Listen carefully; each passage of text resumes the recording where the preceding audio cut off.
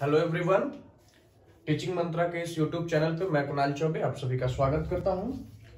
आज के इस वीडियो में हम लोग सीडीपी के अंतर्गत एक सबसे इंपॉर्टेंट टॉपिक, जिससे किसी भी प्रकार का टीचिंग एग्जाम जो होता है उसमें आपको क्वेश्चंस रहते ही रहते हैं। उस टॉपिक का नाम है हमारा एनसीएफ 2005। एनसीएफ 2005 यानी कि नेशनल करिकुलम फ्रेमवर्क, राष्ट्रीय पाठ्यचर्या की रूपरेखा 2005। तो इस वीडियो में हम लोग एनसीएफ 2005 को समझेंगे। ठीक है, सबसे पहले समझते हैं कि पूर्व के समय में विद्यालयों में किस प्रकार की व्यवस्था होती थी और फिर आखिर में एनसीएफ की जरूरत हमें क्यों आनी पड़ी। ठीक है, तो शुरुआती समय में क्या होता था कि बच्चों के घर से स्कूल की दूरी बहुत ज्यादा होती थी। ठीक है, साथ ही साथ उन्हें बहुत ही हेवी वजन के साथ स्कूल बैग्स जो उनके होते थे बहुत भारी हुआ करते थे, है ना। तो एक तो पहला लंबा डिस्टेंस ट्रेवल करना, दूसरा हेवी बैग्स ले लेना, है ना। फिर उसके बाद वहां पे जाओ तो आपको रोट लर्निंग, रटंत प्रणाली जो है आपका रटंत यानी कि पूर्व से चली आ रही जो परंपराएं हैं, जो रीति रिवाज है, जो नियम कायदे कानून बन गए, वही चीजों को आपको रटाया जा रहा है, उसी तरीके से आपको पढ़ाया जा रहा है, सिखाया जा रहा है। बस साथ ही साथ जो विद्यालय है उसका इंफ्रास्ट्रक्चर जो है उसमें कोई डेवलपमेंट नहीं है। जो वर्ग कक्ष है, ठीक ना, उसमें बच्चों के बैठने के लिए सही से बेंच डेस्क वगैरह नहीं है, जो चेयर वगैरह है वो कंफर्टेबल नहीं है।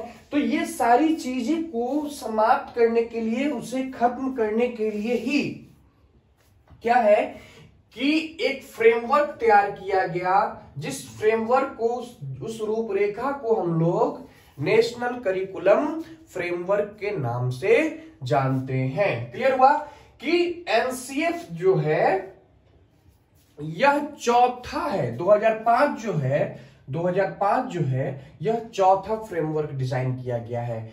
इससे पहले आपको 1975, फिर 1978, फिर 2000 और 2005, इस चारों साल में आपको फ्रेमवर्क समय समय पे चेंज होते आए और अभी लेटेस्ट हमारा एनसीएफ 2005 ही हर जगह, जितना भी एजुकेशनल सिस्टम है पूरे ऑल ओवर इंडिया में, ठीक ना, उस ऑल ओवर इंडिया में पूरे भारतवर्ष में हमारा एनसीएफ 2005 ही लागू है। क्लियर है। साथ ही साथ इसको 22 लैंग्वेज में ट्रांसलेट किया गया। कितने भाषाओं में? तो 22 भाषाओं में इसे अनुवाद किया गया है। Carried out with the involvement of SCERT and diet, यानी कि जो हमारा एनसीएफ 2005 है उसको एससीईआरटी और डाइट के साथ जुड़कर इसे इन्फोर्स किया गया है और इसे व्यवहार में लाया गया, इसे लागू किया गया। एससीईआरटी का फुल फॉर्म कोई बताएंगे? State council of educational research and training. ठीक है, ये state council research of educational research of training है। और डाइट की अगर बात करें तो डाइट हमारा होता है district institute of education and training. ठीक है, क्लियर हुआ? ये समझ गए?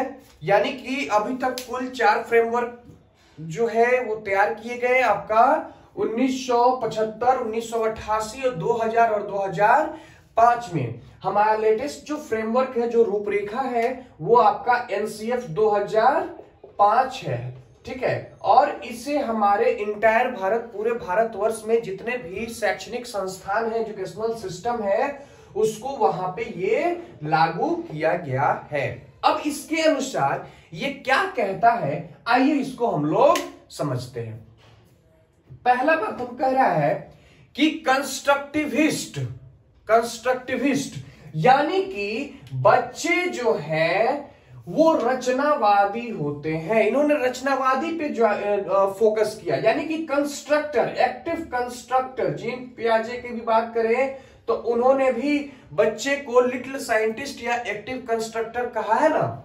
तो उसी तरीके से एनसीएफ 2005 जो है, इसके अकॉर्डिंग बच्चे जो हैं क्या होते हैं, बच्चे आपके कंस्ट्रक्टर होते हैं, रचनावादी होते हैं। वो रचनात्मक कार्यों में भिन्न भिन्न प्रकार के कार्यों को करने वाले होते हैं। ठीक है, तो यह रचनावादी पर बेस्ड है, कंस्ट्रक्टिविस्ट पे बेस्ड है। दूसरा बात इसके अनुसार कहता है कि टीचर जो है हमारा वो फैसिलिटेटर होता है। टीचर क्या होता है, टीचर आपका फैसिलिटेटर होता है, सुविधादाता होता है, ना कि आपका डिक्टेटर। यानी कि वो तानाशाही का कार्य आप पे नहीं करेगा, तानाशाही का कार्य वो आप पे नहीं करेगा। सीटेट में प्रीवियस ईयर में क्वेश्चन उठा के देखेंगे तो पूछा गया है कि according to NCF 2005 a teacher is, option दे दिया था, option A facilitator, guider, dictator और भी कुछ दिया हुआ था। तो आंसर हमारा क्या होगा, फैसिलिटेटर होगा। क्लियर है। फिर कहता है कि जो एनसीएफ 2005 है हमारा, वो लर्निंग बाय डूइंग यानी करके सीखने पर जोर देता है। किस पे, करके सीखने पे, यानी कि बच्चे को इसमें एक्टिव बनाना है, बच्चे खुद से कार्यों को करें, वो एक्टिविटी भिन्न भिन्न प्रकार के करते रहें, ग्रुप डिस्कशन कर सके। क्या कर सके, ग्रुप डिस्कशन कर सके, कनेक्ट टू रियल लाइफ। अब देखिए सबसे इंपॉर्टेंट, यानी कि बच्चे को आप जो भी कुछ पढ़ा रहे हैं, ज्ञान दे रहे हैं, तो उसे क्या करना है कि उसके वास्तविक जीवन से, वास्तविक अनुभव से उसे जोड़ना है, ना कि घिसी पिटी कहानियां ही उसे सुनाते रहना है। ठीक है, जो हमारा रोट लर्निंग है उसको रियल लर्निंग में कन्वर्ट करना है। क्या करना है, जो हमारा रटंत प्रणाली था, इस रटंत प्रणाली को समाप्त करके हमें उसे वास्तविक ज्ञान देना है। क्या देना है, वास्तविक ज्ञान देना है, वास्तविक ज्ञान उसे प्रदान करना है। ठीक है, उसको बाहरी दुनिया से जोड़ना है, रियल लाइफ से जोड़ना है। करिकुलम जो है हमारा, उस करिकुलम को इनरिच करना है, डेवलप करना है। ठीक ना, ताकि क्या हो सके, जो भी चीजें हम उसे पढ़ा रहे हैं वो हमारा जो टेक्स्ट बुक है, जो पाठ्य पुस्तक है, वही तक सीमित न रह सके, उससे भी आगे जाए, उससे बाहरी दुनिया में जाए, है ना। डेमोक्रेटिक इन्वायरमेंट हो, यानी कि हमारे वर्ग कक्ष में लोकतांत्रिक माहौल का होना भी बहुत जरूरी है। ये नहीं कि किसी में भेदभाव कर रहे हैं, ऐसी चीजें नहीं करना है, सभी को एक समान दृष्टिकोण से देखते हुए आगे लेकर चलना है।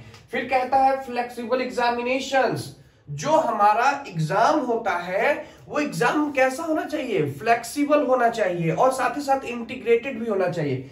फ्लेक्सिबल क्यों, अगर परीक्षा का लचीला नहीं होगा तो फिर बच्चे जो है इस एग्जामिनेशन से भयभीत हो जाएंगे, डर जाएंगे, फिर अब्सेंट कर देंगे या उनका पेपर अच्छा नहीं जाएगा। तो ऐसा नहीं करना है, हमें एग्जामिनेशन को कैसा बनाना है, फ्लेक्सिबल बनाना है। फिर कहता है integrating examinations with in classroom, जो हमारा वर्ग कक्ष है, जो क्लासरूम है उसके अंदर इसे एकीकृत रूप से एग्जाम लेना है। ऐसा नहीं कि एक बच्चे का ले लिए, दूसरे का कल ले लेंगे, तीसरे का परसों ले लेंगे, ऐसा नहीं, एक एकीकृत रूप में बैठाकर सभी को समान तरीके से, समान रूप में उस सबका परीक्षा लेना है। उसके बाद एक क्लास टॉपिक है होलिस्टिक डेवलपमेंट, होलिस्टिक डेवलपमेंट, यानी कि जो हमारा एनसीएफ 2005 है, वह एनसीएफ 2005 बच्चे के सर्वांगीण विकास पर फोकस करता है। किस पे फोकस करता है, बच्चे के सर्वांगीण विकास पे, उसका चहुमुखी विकास हो सके, इसीलिए तो भाई हमारा एनसीएफ 2005 आया हुआ है। ठीक है, क्लियर हुआ। आइए इसको एक बार समराइज करते हुए चलते हैं कि एनसीएफ 2005 जो है हमारा वो चौथा फ्रेमवर्क है। इससे पहले आपको 1975, 1988, 2000 और 2005 में आया। ठीक है, जो हमारा एनसीएफ 2005 है वो भारत के जितने भी एजुकेशनल सिस्टम है, शैक्षणिक व्यवस्थाएं हैं, संस्थान है, सब जगह यह लागू किया गया। इसे 22 भाषाओं में ट्रांसलेट किया गया है। इसके अनुसार जो है यह कंस्ट्रक्टिविस्ट है, यानी कि रचनावादी है, रचनावाद पे यह फोकस करता है। इसके अनुसार जो हमारा टीचर है वह टीचर फैसिलिटेटर होता है, वह सुविधा दाता होता है, ना कि तानाशाह या राजा किसी प्रकार का वह नहीं होता है। वह हमें सुविधा प्रदान करता है, इसलिए वह सुविधा दाता होता है। लर्निंग बाय डूइंग या एक्टिविटी करके सीखने पर बल देता है। लर्निंग विदाउट बर्डन, बिना बोझ का पढ़ाई, बिना बोझ का अधिगम पे यह ध्यान देता है। बच्चे को जो स्टडी है वह एजुकेशन जो है उसके ऊपर बोझ ना लगे, इस चीज पर वह फोकस करता है। ग्रुप डिस्कशन को करता है। जो बच्चे का जो ज्ञान है उस नॉलेज को वह रियल नॉलेज से जोड़ने का काम करता है, रियल लाइफ से जोड़ने का काम करता है। जो हमारा रोट लर्निंग चली आ रही है उस रोट लर्निंग को समाप्त करके यह रियल लर्निंग को बढ़ावा देता है। फिर कहता है कि जो हमारा घर से स्कूल के बीच की दूरी थी, घर से स्कूल के बीच की जो दूरी है उस दूरी को कम किया किसने? एनसीएफ 2005 ने। जो हमारा गैप था घर से स्कूल के बीच का, उस गैप को उसने कम किया, यानी कि अब नजदीक में भी स्कूल खुलने लगे। ठीक है, करिकुलम को इनरिच किया ताकि ये टेक्स्ट बुक के बाहर जा सके, फ्लेक्सिबल एग्जामिनेशंस हो सके, इंटीग्रेटेड एग्जामिनेशंस हो सके और बच्चे का सर्वांगीण विकास इस तरीके से हो पाए। यही हमारा एनसीएफ 2005 कहता है। इससे मिनिमम आपको 3, 4, 5 सवाल एग्जाम में पूछे ही पूछे जाते हैं। तो इसलिए इस टॉपिक को बहुत अच्छे से एक बार नहीं 2 बार देखिए, 3 बार देखिए, लेकिन अच्छे से देखिएगा और एक एक पॉइंट को, एक एक वर्ड को अच्छे से समझने का प्रयास कीजिएगा। चलिए इसी के साथ इस वीडियो को यहीं पे समाप्त करते हैं आज के लिए। चलिए thank you and have a nice day. Enjoy कीजिए आप लोग।